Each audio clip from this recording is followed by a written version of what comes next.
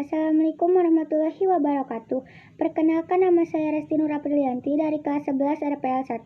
Di sini saya akan menjawab pertanyaan soal PPKN. 1. Jelaskan pengertian demokrasi.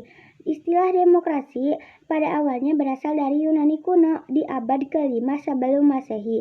Demos artinya rakyat dan kratos artinya pemerintah. Demokrasi adalah pemerintahan dari rakyat oleh rakyat untuk rakyat. 2. Sebutkan ciri pokok berjalannya proses demokrasi. Ciri pokoknya yaitu 1. Pemerintah menjalankan kehendak dan kepentingan rakyat. 2. Adanya pemisahan dan pembagian kekuasaan pemerintah.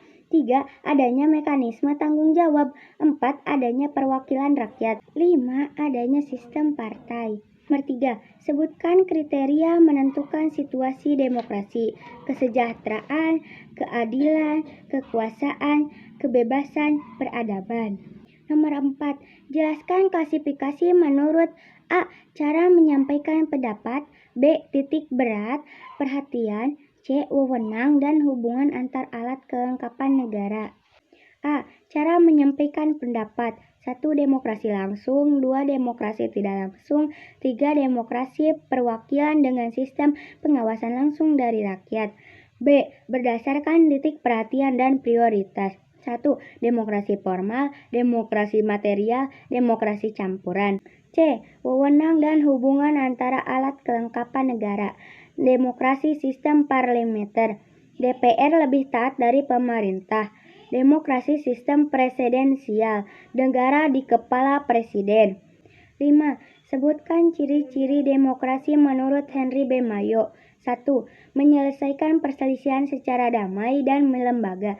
2. Menjamin terselenggaranya perubahan masyarakat secara damai. 3. Menyelenggarakan pergantian pemimpin secara teratur. 4. Membatasi penggunaan kekerasan seminima mungkin. 5. Mengakui dan menganggap wajar adanya keanekaragaman dalam masyarakat. 6. Sebutkan prinsip-prinsip demokrasi. 1. Kekuasaan mayoritas. 2. Proses hukum yang wajar. 3. Kedaulatan masyarakat. 4. Jaminan hak asasi manusia. 7. Sebutkan tingkat persamaan dalam masyarakat, persamaan politik, persamaan hukum, persamaan sosial atau persamaan hak, persamaan kesempatan, persamaan ekonomi. 8. Sebutkan prinsip-prinsip demokrasi di Indonesia. 1. Kedaulatan di tangan rakyat. 2. Pemerintah berdasarkan hukum. 3. Peradilan yang bebas dan tidak memihak. 4. Pemilu yang demokratis. 5. Adanya partai politik dan organisasi sosial politik. Jelaskan periodisasi demokrasi perkembangan INDN. Perkembangan demokrasi pada masa revolusi kemerdekaan 1945 sampai 1950. 1. Perjuangan Indonesia terhadap ingin kembalinya Indonesia.